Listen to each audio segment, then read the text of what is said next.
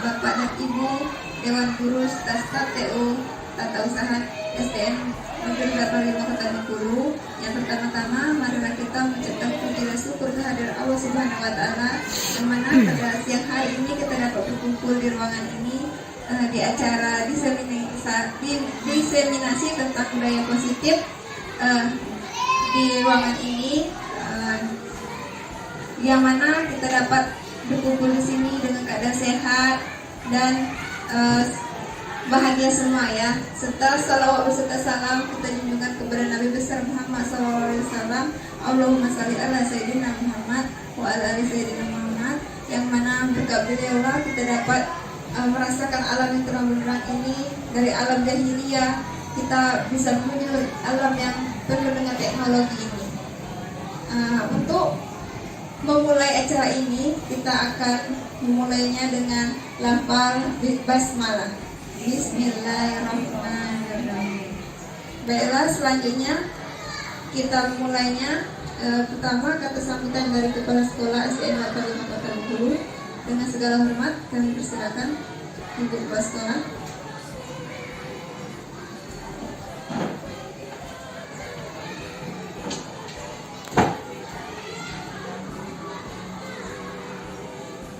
Pertama-tama marilah kita mengucapkan puji dan syukur kehadirat Tuhan Indonesia karena berkatnya kita diberikan kesehatan dan dapat berkumpul di ruangan Guru SD 85, yang mana pada pagi hari ini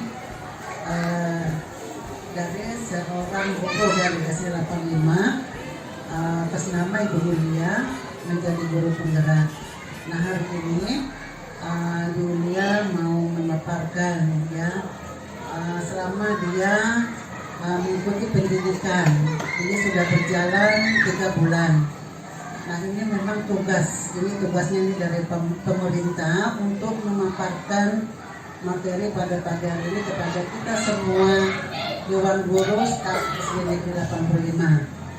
Nah, untuk siang hari ini banyak yang tidak bisa hadir ini karena halangannya ya. Jadi kita mudah-mudahan nanti yang ikut hari ini bisa mengikutinya dari awal sampai akhir. Ini lebih kurang waktunya nanti Bu Lia memaparkan 1 jam. Jadi dihitung mulai jam 12 sampai jam 1. Ibu harapkan semua Dewan Guru ya bisa mengikutinya. Ilmu-ilmu nanti yang diberikan oleh Bu Lia mudah-mudahan bisa ya bisa kita terapkan di SD 85. Kepada Ibu Lia juga ya, mudah-mudahan selama pendidikan ini Bu Lia juga bisa ya menimba ilmu, dan ilmunya itu nanti bukan untuk Ibu Lia sendiri ya, harus bisa nanti membantu teman-teman dan mentransfer ilmu yang didapat selama belajar 9 bulan. Jadi ini membantu kita semua Dewan Guru yang ada di 85 ini menjadi semuanya jadi guru penggerak. Nah, kita bersyukur bisa dari SD kita lulus 1 orang. Mudah-mudahan tahun berikutnya bisa ya mencontoh, karena ini yang masih muda, yang umurnya masih muda, yang 10 tahun di atas lagi pensiunnya itu harus mengikuti. Seperti kemarin ada lagi itu, jadi itu gelombang terakhir itu selalu ya ditekankan harus mengikuti. Itu bukan cuma yang PNS, yang honor juga, terutama yang P3K itu harus mengikuti. Ini program pemerintah, kita harus mendukung. Kalau tidak lulus tahun 2022, mungkin 2023 bisa ikut lagi. Kalau belum juga, pokoknya kita tidak bosan-bosan ya, kita tetap supaya lebih banyak lagi guru penggerak.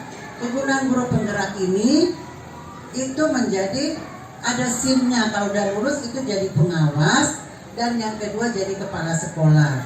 Jadi kita yang masih muda ini ya jangan pikirannya guru aja, guru tidak. Kita harus ya kedepannya saya menjadi ini menjadi ini. Jadi kalau sudah ada SIM ya, itu namanya SIM, bisa kita gunakan menjadi pengawas dan kepala sekolah.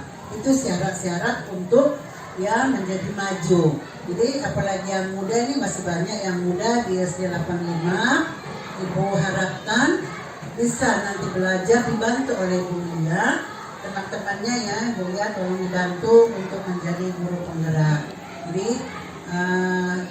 kepada Lia kami juga berdoa mudah-mudahan Bu Lia sampai nanti selesai dalam 9 bulan Ibu Lia tuh diberi kesehatan dan dapat ya tugas-tugas yang diberikan yang dari pemerintah bisa diselesaikan tepat waktu dan hasilnya nanti bisa memuaskan.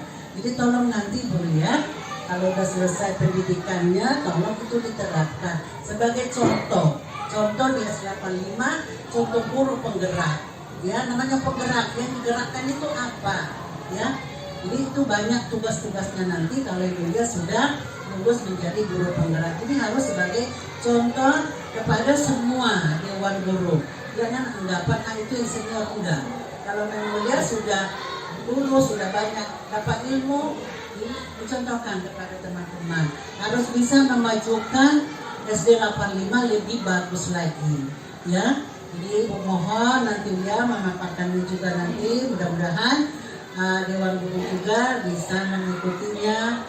Kita sama-sama lah ya semuanya. Ibu harapkan dewan guru dan staf kita membantu guru kita yang sudah lulus ya untuk pendidikan guru penggerak. Jadi kita harus ada ya kerjasamanya dewan guru. Oke Ibu ya, nanti bukan sekali ini, mungkin ada lagi nanti, mungkin ada bantuan dan lain-lain, ada yang minta diisi dan lain-lain.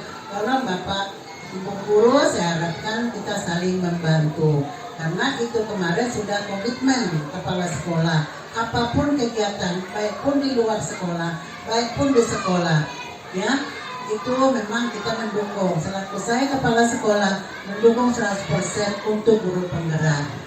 Nah itu aja yang bisa disampaikan. Mudah-mudahan acara kita pada siang hari ini bisa terlaksana dengan bagus, dengan baik, dan dapat nanti ilmunya kita ambil dan kita terapkan. Sekian dan terima kasih.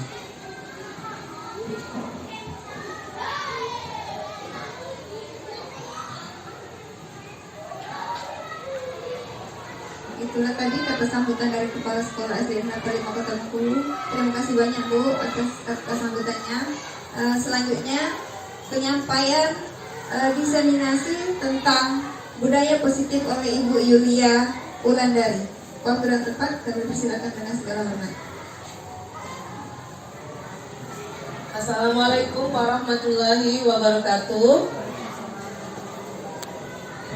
Selamat siang teman-teman yang terhormat Kepala Sekolah SD Negeri 85 Kota Bengkulu dan teman-teman sejawat, Bapak Ibu guru yang saya sayangi. Terima kasih banyak atas waktunya sehingga saya bisa diberi kesempatan untuk bisa melakukan diseminasi. Hari ini kita akan membicarakan tentang budaya positif di sekolah. Bagaimana kita menerapkan budaya positif di sekolah itu. Yang pertama, saya akan menjelaskan dulu mengenai tentang filosofi Ki Hajar Dewantara. Filosofi Ki Hajar Dewantara, Bapak Ibu guru dan Ibu kepala sekolah yang terhormat, itu dari yang kita ketahui bahwa dia terkenal sebagai Bapak Pendidikan Nasional, bahwa kebudayaan itu dinamis dan pendidikan adalah tempat persemaian benih-benih kebudayaan yang hidup dalam masyarakat kebangsaan. Jadi kita sebagai guru itu menuntun anak-anak bagaimana seperti petani yang menanam benih-benih, kita menebalkan sisi-sisi yang kuat, kemampuan anak-anak yang memang sudah kuat, sifat-sifatnya yang baik kita kembangkan. Nah, sifat-sifatnya yang kurang baik itu kita biarkan atau tidak perlu kita tebalkan. Nah, kita juga diminta untuk bisa mengadakan pendidikan atau pembelajaran yang berpihak pada anak-anak, yang mengerti apa yang diinginkan anak-anak, cita rasa karsa itu harus dikembangkan secara seimbang sehingga anak-anak kita dalam belajar itu merasa lebih bahagia belajar. Nah, ini kami sebagai guru penggerak ini, calon guru penggerak, kami telah mengikuti 3 bulan pendidikan dan ini yang kami pelajari yaitu ada tentang profil pelajar Pancasila. Ini adalah tujuan pemerintah bagaimana anak-anak didik kita memenuhi standar profil pelajar Pancasila yang beriman, bertakwa pada Tuhan Yang Maha Esa, mandiri, bernalar kritis, ya, dan itu ada kreatif, ada bergotong royong dan berbineka global. Itu artinya kita berpengetahuan secara global, itu artinya kita mengetahui keragaman suku budaya di Indonesia itu kan banyak Bapak Ibu. Jadi kita tidak hanya terbatas dengan daerah tempat tinggal kita saja. Nah, untuk budaya positif yang ada di daerah kita itu kan, misalkan kalau di Bengkulu itu kan setelah nelayan atau bahasa daerah kita pakai Beldare, itu ada nilai budaya kearifan lokal itu bekerja sama mengangkat ikan yang dari kapal, itu adalah salah satu nilai kearifan budaya lokal kita. Bekerjasama dalam melestarikan hasil-hasil ikan itu diangkat dan dipasarkan secara tradisional, ada yang di pinggir-pinggir pantai. Nah, itu termasuk dari kearifan budaya lokal. Nah, itu nanti salah satunya hubungannya dengan berbineka global. Nah, untuk melakukan pendekatan itu kita menggunakan ekonomi apresiatif Bagja. Bagja ini ada itunya ya, panjangannya yang B buat pertanyaan, A ambil pelajaran, B gali mimpi, J jabarkan rencana, A atur eksekusi. Ini bisa kita masukkan dalam pembelajaran kita. Misalkan kita mau mendidik anak untuk bisa berpikir kritis, maka kita menggunakan pendekatan ekonomi apresiatif. Kita membuat dulu pertanyaan apa-apa saja yang dimaksud dengan anak yang berpikir kritis, lalu kita ambil pelajaran, lalu kita buat rencananya dan kita lakukan. Selanjutnya, budaya positif ya, kaitannya dengan disiplin positif. Hal terpenting untuk membangunnya yaitu memahami motivasi perilaku anak didik kita yang didasari oleh kebutuhan dasar manusia. Yang pertama ada kebutuhan akan bertahan hidup. Nah, di sana ada tentang pangan, sandang, papan. Yang kedua tentang kebutuhan akan cinta, rasa kasih sayang. Yang ketiga kebutuhan akan penguasaan. Keempat kebutuhan akan kebebasan, dan kelima kebutuhan akan kesenangan. Nah, sebelum ini ada slide ini kaitannya Bapak Ibu guru yang saya hormati. Ini ada kaitannya dengan keyakinan kelas. Jadi kami selama ini setelah mempelajari banyak modul, salah satunya kita dengan kaitan disiplin positif, kita pertama membuat dulu kesepakatan kelas. Kesepakatan kelas ini kita lakukan dengan curah pendapat kepada anak murid kita. Jadi dia akan lebih bagus kalau kita itu memiliki kesepakatan dari awal. Kalau kita punya kesepakatan bersama-sama, sehingga akan menerapkan disiplin yang positif dibandingkan kita seperti langsung membuat tanpa berdiskusi dengan anak-anak peraturan. Jadi bahasanya yang lebih cocok itu adalah yang lebih tepat adalah membuat kesepakatan kelas yang disebut keyakinan kelas. Itu yang kami pelajari, Bu, Bapak, Ibu guru di pelajaran modul budaya positif selama pendidikan guru penggerak. Jadi ada posisi kontrol itu dalam kita menerapkan disiplin positif. Ada pertama penghukum, itu yang biasanya kita lakukan. Kedua pembuat merasa bersalah, itu juga masih sering kita lakukan. Ketiga sebagai teman, empat sebagai pemantau, dan 5 sebagai manajer. Yang paling baik adalah sebagai manajer karena guru dan murid bisa menjadi pribadi yang mandiri, merdeka, dan bertanggung jawab atas segala perilaku dan sikapnya. Mengapa? Karena anak-anak memiliki motivasi atau keinginan tersendiri untuk melakukan disiplin itu, bukan karena dia takut dihukum atau dia mengharap pujian atau imbalan. Nah, inilah yang dinamakan restitusi Bapak dan Ibu guru dan Ibu kelas sekolah.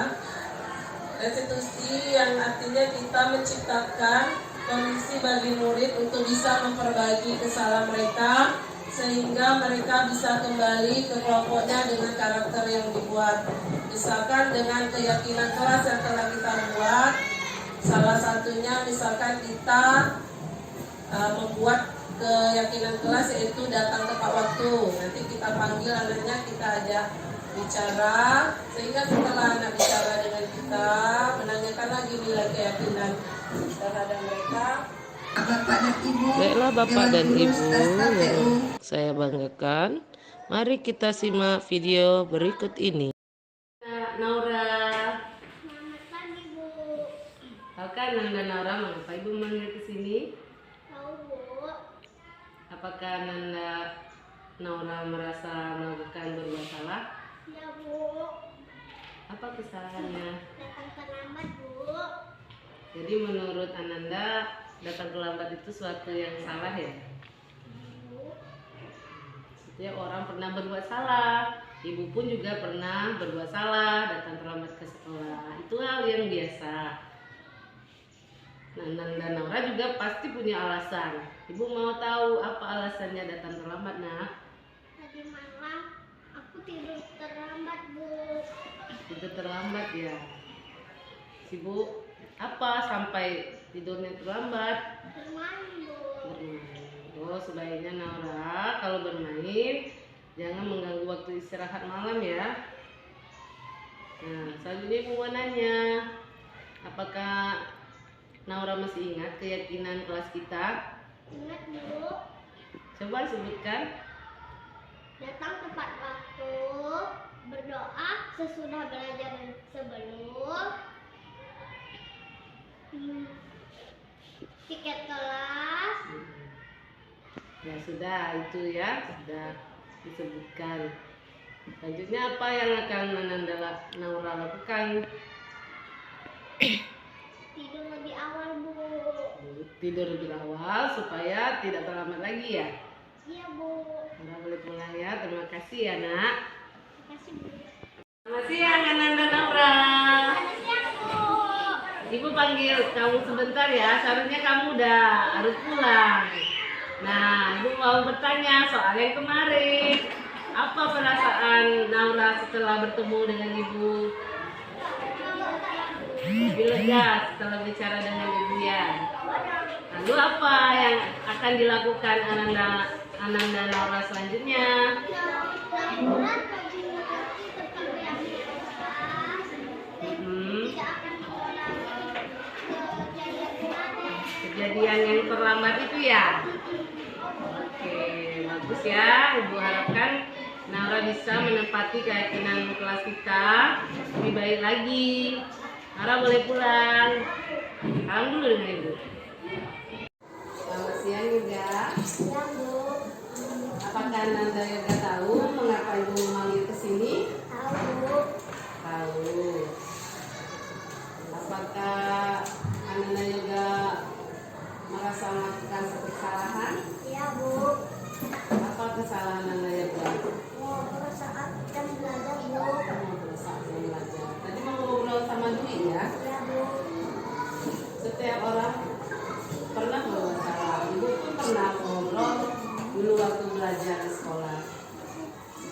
mau tahu alasan Ananda Yoga mengapa ngobrol tadi saat belajar dengan Bu.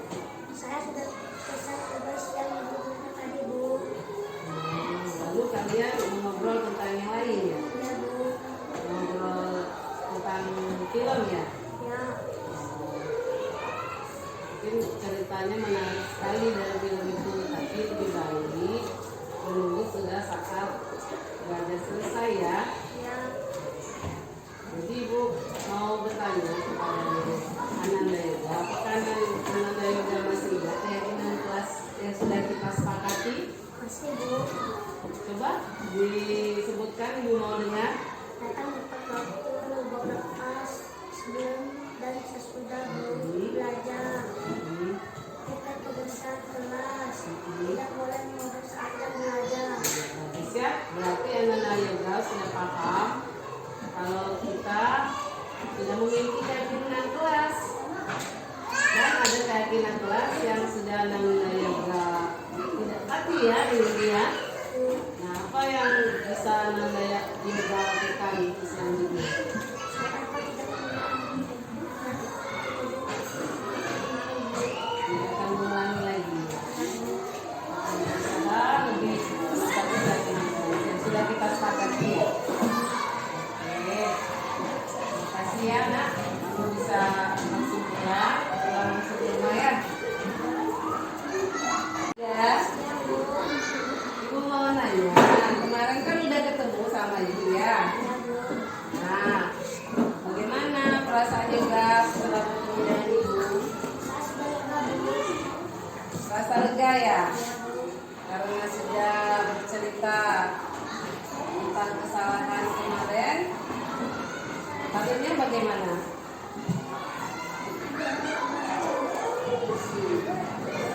Apakah Ananda Yoga sudah dimengerti tentang keyakinan kelas kita? Lalu apa yang akan Ananda Yoga lakukan selanjutnya? Tidak akan mengulangi lagi ya. Jadi akan berusaha untuk buat lebih baik lagi ya. Terima kasih ya. Boleh pulang ya. Salam untuk sama Ibu Edit. Bapak Ibu Guru, ini kita dalam membentuk budaya positif, pertama kita lakukan adalah kita mengetahui dulu kebutuhan dasar anak kita itu yang menurut teori itu ada 5, yaitu kebutuhan dasar untuk bertahan hidup, kebutuhan dasar untuk kita dan kasih sayang, pengakuan, kesenangan, dan juga seperti yang Ibu lihat di kertas itu ada tentang kebebasan. Jadi sebelum kita melihat perilaku anak yang bermasalah, kita perlu mengetahui perilaku atau tindakan anak-anak itu didasari oleh kebutuhan dasar apa yang belum dia terpenuhi. Nah, dalam pembelajaran budaya positif, kita mengajak anak untuk mematuhi kesepakatan sesuai dengan nilai-nilai kebajikan yang mau kita buat di dalam kelas. Nah, bagaimana cara membuat keyakinan kelas atau kesepakatan kelas? Yang pertama, kita kumpulkan dulu anak-anak murid kita, lalu kita curah pendapat apa yang dibayangkan oleh anak-anak kita tentang kelas impian mereka yang akan membuat mereka bahagia dalam belajar dan merasa nyaman. Nah, dalam hal ini saya sudah melakukan untuk kelas 2 dan didapatilah keyakinan kelas kami ada 5 kalimat, yaitu yang pertama, datang tepat waktu, bekerja sama membersihkan kelas, mengerjakan tugas tepat waktu, tidak mengobrol saat belajar, saling peduli, menghargai, dan tidak mengganggu orang. Sebaiknya kalimat yang sudah kita buat itu tidak panjang supaya anak-anak menghafalnya dengan mudah, mengingatnya dengan baik. Lalu sebaiknya dipajang dan dibuat dengan lebih indah. Ini sebagai contoh sederhana, nanti dipajang bisa dengan hiasan yang indah. Nah, dalam kaitan dulu kita, misalkan ada anak yang kurang disiplin, yang terlambat, tidak mengerjakan tugas tepat waktu, kita langsung memarahi, menegur tanpa menyepakati apa dulu yang harus kita lakukan kalau anak melanggar. Nah, itu tidak akan membuat anak memiliki motivasi sendiri. Dia akan melakukan suatu hal patuh itu karena takut bisa mengharap imbalan. Sedangkan yang diharapkan dari budaya positif, disiplin positif itu, anak-anak menjadi orang yang memiliki motivasi sendiri untuk melakukan suatu disiplin positif yang berdasarkan nilai-nilai yang diyakini, nilai-nilai kebajikan universal. Nah, ini namanya adalah kita sebut restitusi, di mana kita proses untuk menemukan anak itu supaya dia menyadari kesalahannya dan akhirnya dia bisa kembali ke kelompok mereka dengan karakter yang lebih kuat. Jadi dia memang mau melakukan hal yang baik karena keinginannya sendiri, bukan karena itu tadi takut dihukum atau mengharap hadiah atau pujian. Nah, ini tentu tantangan yang sangat besar karena namanya kita motivasi sendiri itu kita perlu proses. Nah, alhamdulillah setelah dilakukan itu anak-anak lebih bertanggung jawab dengan apa yang sudah kita lakukan. Ada namanya segitiga restitusi. Itu pertama kita ini identitas dulu, lalu memvalidasi tindakan, dan yang ketiga menanyakan keyakinan. Jadi yang pertama kita tanya dulu ke anak, kalau misalkan dia datang terlambat, apakah kamu merasa berbuat salah? Itu menstabilkan identitas dia. Yang kedua itu memvalidasi tindakan. Kita tanya dorongan apa yang kira-kira membuat dia melakukan itu, mengapa kamu melakukan itu? Misalnya dia jawab tiduran. Nah, lalu terakhir kita tanyakan lagi keyakinan. Apakah anak masih, misalnya namanya Ani, apakah Ani masih ingat keyakinan yang telah kita buat? Nah, diharapkan anak-anak dengan cara yang seperti itu kita panggil, kita ajak omong baik-baik, anak akan lebih bertanggung jawab secara moral dengan motivasi sendiri, tidak akan mengulangi lagi hal-hal yang sudah dia sepakati. Karena dari awal kan kita buat dengan anak yang punya pendapat dan pikiran, bukan kita yang menentukan anak. Ini sesuai dengan prinsip yang sudah dipelajari, yaitu prinsip Hajar Dewantara, prinsip pembelajaran yang berpihak pada anak. Bagaimana kita mengutamakan dulu pemikiran anak, cipta, rasa, dan kasa anak, supaya anak itu berkembang menjadi individu yang sesuai dengan potensinya, dengan rasa bahagia. Nah, ini teman-teman, Bapak dan Ibu guru yang saya hormati, saya sudah membagikan ini sedikit materi uraian yang sudah dipelajari dalam hal budaya positif. Mungkin ada pertanyaan yang belum jelas.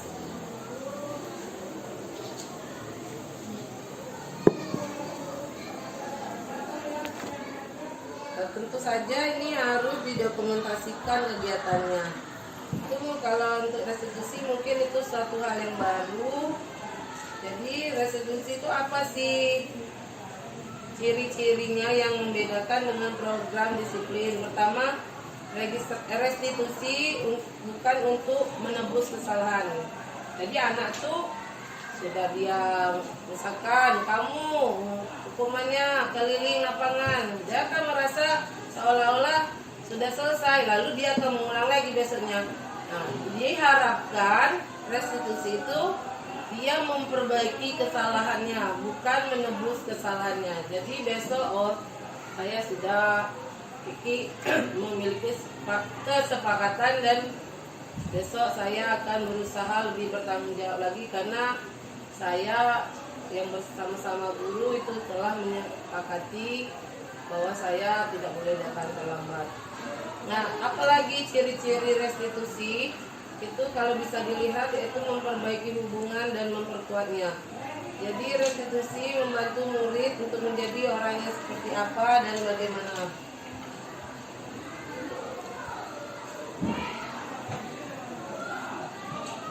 Nih, jadi itu restitusi, jadi memperbaiki apa hubungan kita kepada anak-anak. Jadi dia bisa menciptakan proses refleksi dan pemulihan yang menciptakan kondisi yang aman bagi anak-anak kita yang saat melakukan kesalahan. Nah, di sana juga kalau bisa dilihat dari yang sudah dibagikan, itu restitusi adalah tawaran bukan paksaan. Jadi kita belajar untuk tidak memaksa anak. Kita belajar untuk menawarkan. Jika kamu melakukan ini, apa yang seharusnya kamu lakukan untuk ke depannya. Jadi anak dituntut untuk bisa merefleksikan dirinya, bagaimana pemikirannya, dan kalau mereka melakukan kesalahan, bagaimana mereka memperbaikinya. Itu dari ciri-ciri restitusi. Yang selanjutnya adalah menuntun untuk melihat ke dalam diri sendiri. Jadi guru kita sebagai sebagai pendidik bisa bertanya, kamu ingin menjadi orang seperti apa nanti, nak? Baik, eksik. Nanti juga kita bisa bertanya ke anak murid, kamu akan terlihat, terdengar, dan terasa seperti apa kalau kamu berbuat seperti itu? Apa yang kamu percayai saat kamu memperlakukan orang lain? Bagaimana kamu mau diperlakukan saat kamu berbuat salah? Apakah nilai yang diajarkan di keluargamu tentang hal ini? Apakah kamu memegang nilai ini? Kalau tidak, lalu apa yang kamu percaya? Ya, jadi pastinya anak-anak tidak ingin dihakimi saat berbuat salah, makanya kita lakukan restitusi, mengajak anak untuk mencari ke dalam dirinya sendiri nilai-nilai yang dia yakini, kira-kira apa yang telah dia perbuat itu salah atau tidak, bagaimana dia ingin diperlakukan orang lain. Nah, itu ciri restitusi. Restitusi yang selanjutnya cirinya adalah mencari kebutuhan dasar. Yang kembali ke tadi ya, kebutuhan dasar, bertahan hidup, kasih sayang, penguasaan, kemampuan itu, lalu kebebasan dan kesenangan. Jadi kira-kira yang mendorong itu apa? Misalnya dia berkelahi kepada temannya karena merebut makanan bekal temannya. Bisa jadi memang dia sangat lapar, sehingga kebutuhan yang mendasari saat itu adalah kebutuhan untuk bertahan hidup. Jadi kita diminta untuk lebih mengenali karakter anak saat itu dia berperilaku. Jadi kita perlu menganalisis kebutuhan dasar mana yang sedang mau dipenuhi oleh anak atau belum terpenuhi sehingga dia melakukan itu. Lalu restitusi diri itu merupakan cara yang paling baik untuk mengubah kebiasaan kita yang belum disiplin, sehingga kita akan memiliki motivasi sendiri dalam melakukan disiplin positif.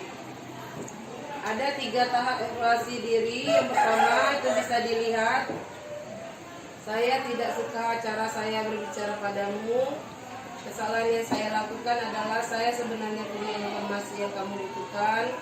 Saya lelah, saya bicara terlalu cepat, saya tidak jelas menyampaikan apa yang saya inginkan. Pemahaman saya berbeda dengan pemahamanmu. Besok saya akan menyampaikan informasi yang saya punya dan kamu butuhkan. Lalu saya akan bicara lebih lambat, saya akan bicara lebih jelas tentang nilai saya dan menyampaikan pemahaman saya padamu. Jadi saat kita menanyakan kepada anak, diharapkan anak bisa mengevaluasi diri sendiri. Sebenarnya apa kesalahan yang sudah saya lakukan, dan apakah ketika saya melakukan hal itu kepada orang lain, apakah orang lain itu suka, dan dia akan kita bimbing untuk berpikir apa yang harus dilakukan untuk memperbaikinya. Jadi di sini kita sebagai guru adalah sebagai manajer, itu yang paling bagus. Ada 5 posisi kontrol itu. Yang pertama penghukum, pembuat merasa bersalah, teman, pemantau, dan manajer. Nah, manajer inilah yang paling baik kita posisikan kalau kita menghadapi anak dalam segitiga restitusi ini. Kita bertindak sebagai manajer, yang artinya kita membimbing dan mengarahkan anak sehingga dia bisa menemukan sendiri dan menyadari kesalahannya, sehingga itu akan menjadi perubahan perilaku yang memang dia sadari dan akhirnya memang menjadi kebiasaan disiplin positif.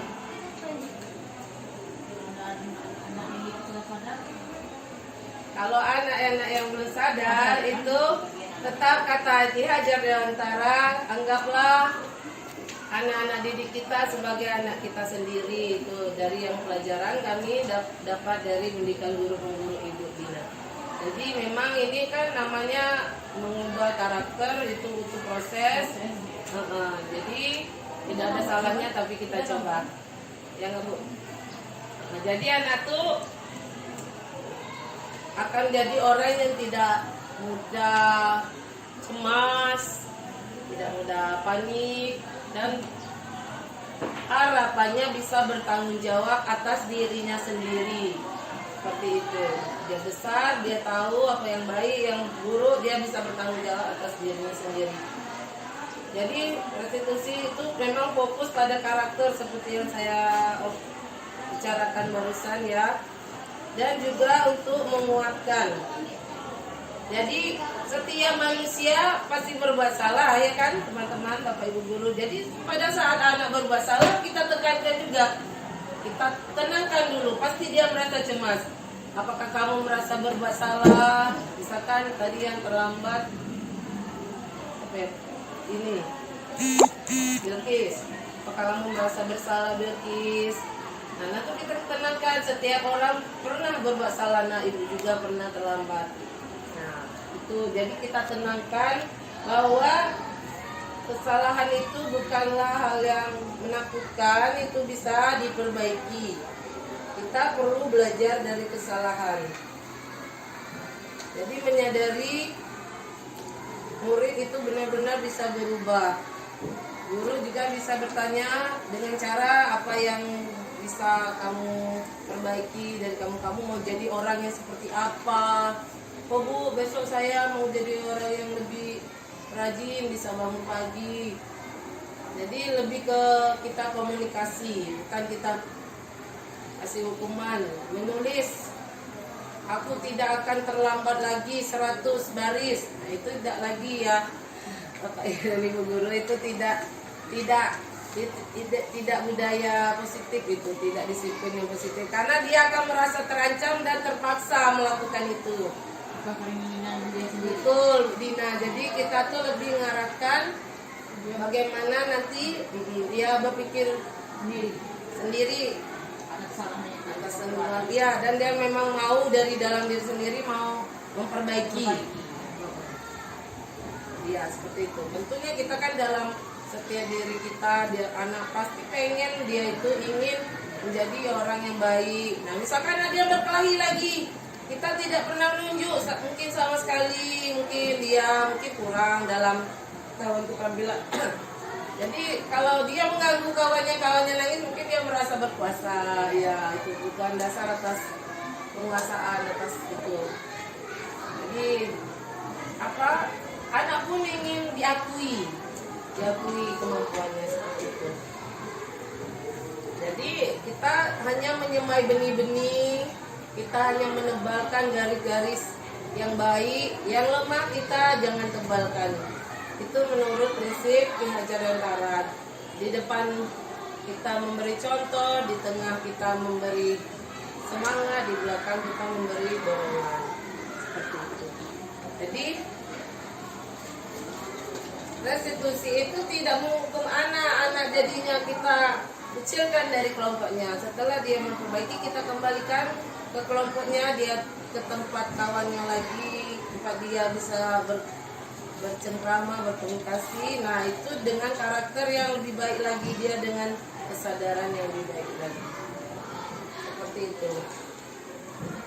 Jadi ya lebih ke ini ya, kita ke among, ke sistem among. Jadi memang guru diharapkan bisa mengasuh ada rasa asih, jadi mengamong anak supaya anak-anak itu menjadi anak-anak yang sesuai dengan profil pelajar Pancasila. Seperti itu. Kesepakatan kelas yang kita namakan keyakinan kelas yang telah dilakukan oleh kelas 2A selama kurang lebih 1 bulan itu ada 5. Pertama, datang tepat waktu. Kedua, bekerja sama membersihkan kelas. 3, mengerjakan tugas tepat waktu. 4, tidak mengobrol saat belajar. 5, saling peduli, menghargai dan tidak mengganggu orang. Nah, jadi dengan adanya keyakinan kelas ini nanti diharapkan anak-anak kita akan lebih disiplin,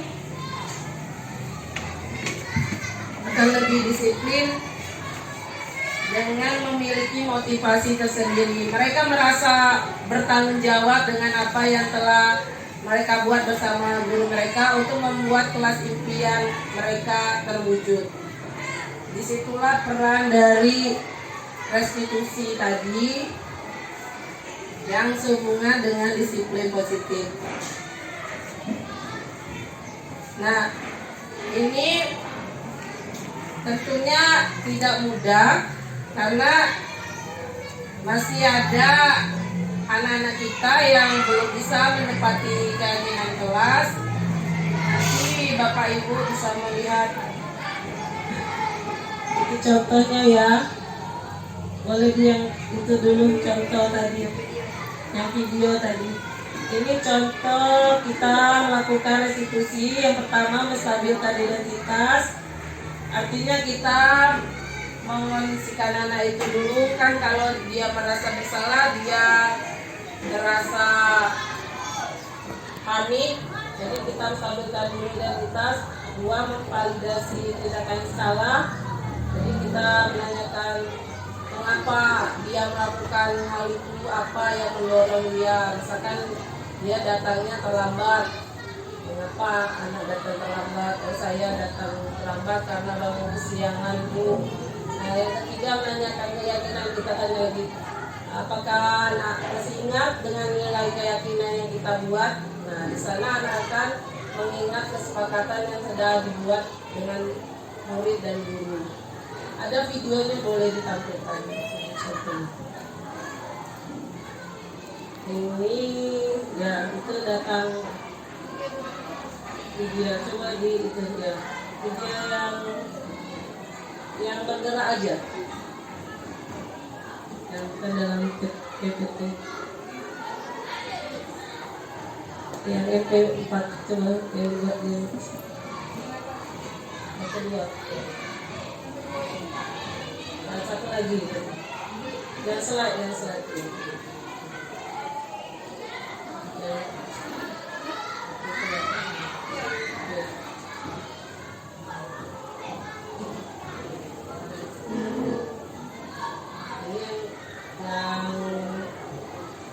Yang ibu tadi, bagja dan profil pelajar Pancasila, budaya positif. Nah, ya, ini contoh restitusi ya.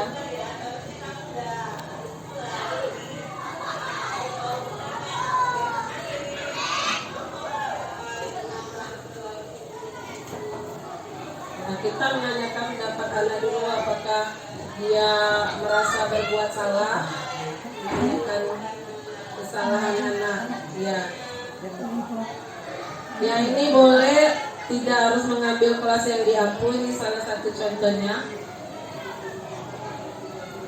Ada beberapa murid yang lain itu saya kemarin ambil, cuman yang dimasukkan ini hanya salah satu saja. Selanjutnya,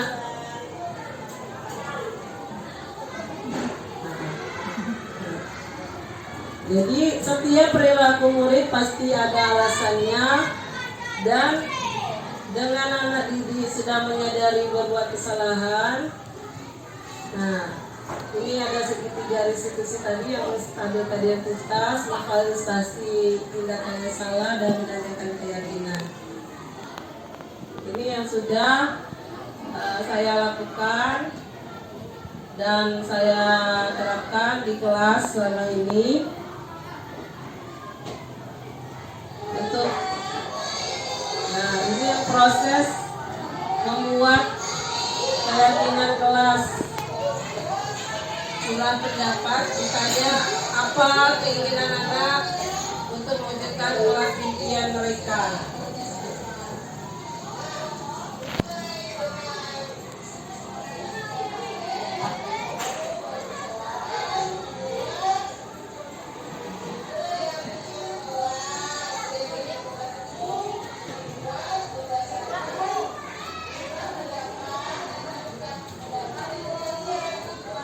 Itu videonya.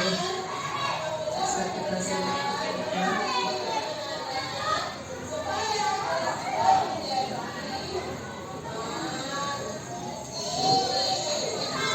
Nah, ini diharapkan setiap kelas memiliki keyakinan kelas. Jadi kebetulan Bu, saya sudah sosialisasi secara praktiknya baru ke kelas rombel kelas 2B nantinya.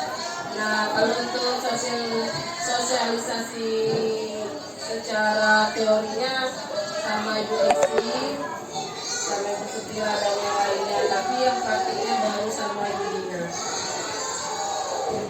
sama kelas yang terdekat rombel. Jadi ternyata anak-anak kelas 2A itu, anak-anak kelas rendah pun bisa berpendapat.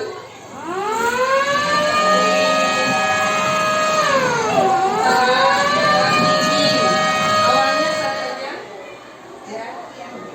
Terima kasih ya Bu infonya. Ya. Saya kebanyakan masih ada yang kurang paham ya Bu. Apa saja langkah-langkah restitusi itu?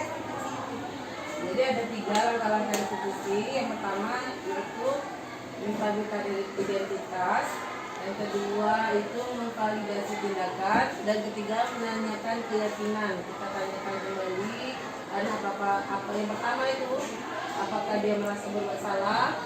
Validasi tindakan, kita cari apa dorongan dia. Jadi apakah kamu tadi berbuat salah, kita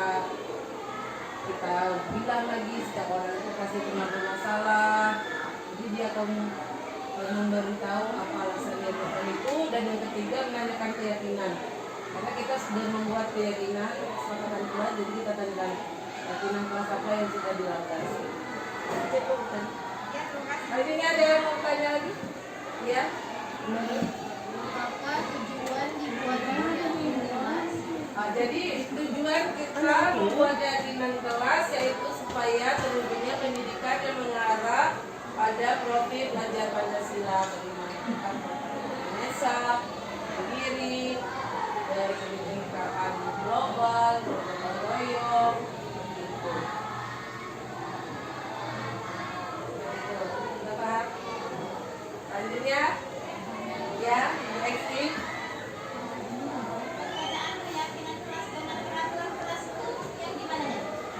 Jadi kalau selama ini kita tahunya peraturan kelas ya Bu, teman-teman. Jadi kalau peraturan kelas itu bersifat lebih konkret, lebih detail.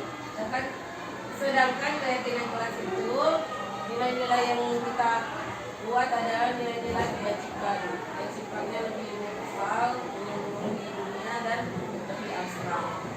Misalkan saling menghargai, saling peduli, dan bekerjasama dalam mengoperasikan kelas.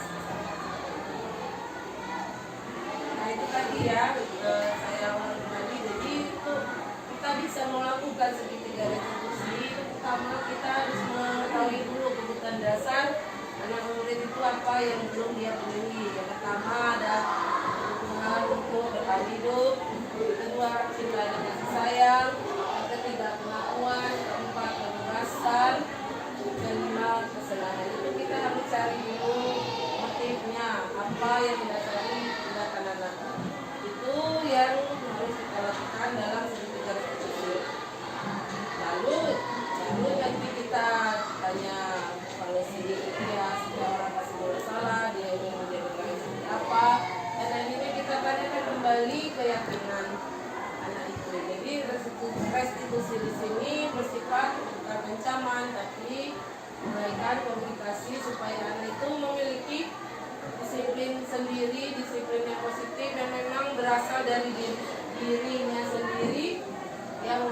diskusinya internal, bukan dari orang lain, bukan karena paksa, bukan karena diancam, bukan karena dihukum ataupun terikat dengan orang lain. Memang dia seharusnya yang anak murid kita didik itu memiliki disiplin diri positif, itu memang dia yang bertanggung jawab, dia mau melakukan sendiri.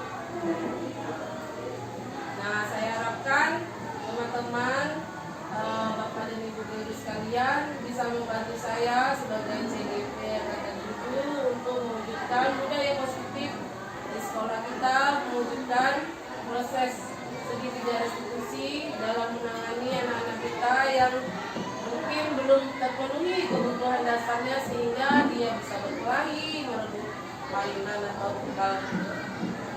merebut pensil atau makan bekal temannya. Nah, jadi diharapkan kita bisa membuat sekolah ini memiliki disiplin yang positif sehingga terbentuk budaya yang positif. Nah, dengan demikian tujuan dari yang Bapak belajar Pancasila itu akan terwujud pada generasi muda kita. Karena yang diutamakan adalah belajar dengan merdeka, belajar dengan bahagia, belajar dengan individunya sendiri. Kita ini hanya menuntun sebagai pendidik, bukan memaksa dia berkembang tidak sesuai dengan kemampuannya. Misalkan sebagai seorang petani, kalau kita menanam padi, maka kita ingin maju padi, janganlah kita mengharapkan dia akan menjadi jagung seperti itu. Kita perlu menebalkan sifat karakternya dari yang restitusi tadi. Jadi anak akan memperbaiki kesalahannya, bukan menutupi kesalahannya. Jadi dia akan lebih bertanggung jawab dengan dirinya sendiri. Diharapkan anak-anak akan lebih bisa bahagia dalam belajar dan dia bisa bertumbuh optimal sesuai kemampuannya. Si anak-anak kan pasti beda ya Bang Bibi. Ada yang pintar kawan, sendok, keadilan, ada yang sedih. Nah, diharapkan dinanya itu nanti sesuai dengan bakatnya. Kita bertugas untuk menuntun dan berpihak pada murid. Saya kembalikan kepada moderator dulu.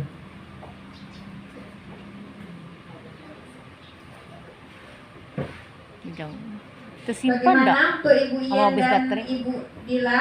Apakah pertanyaannya sudah bisa dimengerti? Ya, sudah pas ya. Sudah clear ya Bu ya. Oke. Demikianlah ya karena waktu dan tempat kayaknya ini udah siang. Kita acaranya sudah selesai juga. Kita akan menutup acara ini. Sebelum menutup kita ucap dulu lafal alhamdulillah ya. Alhamdulillahirabbil alamin. Terima kasih atas waktunya. Semoga bermanfaat untuk kita semua. Kepada Ibu Yulia terima kasih banyak. Kepada Kepala Sekolah SD 85 Kota Bengkulu terima kasih banyak. Kita tutup acara ini. Semoga bermanfaat untuk semuanya. Wassalamualaikum warahmatullahi wabarakatuh. Waalaikumsalam. Bu.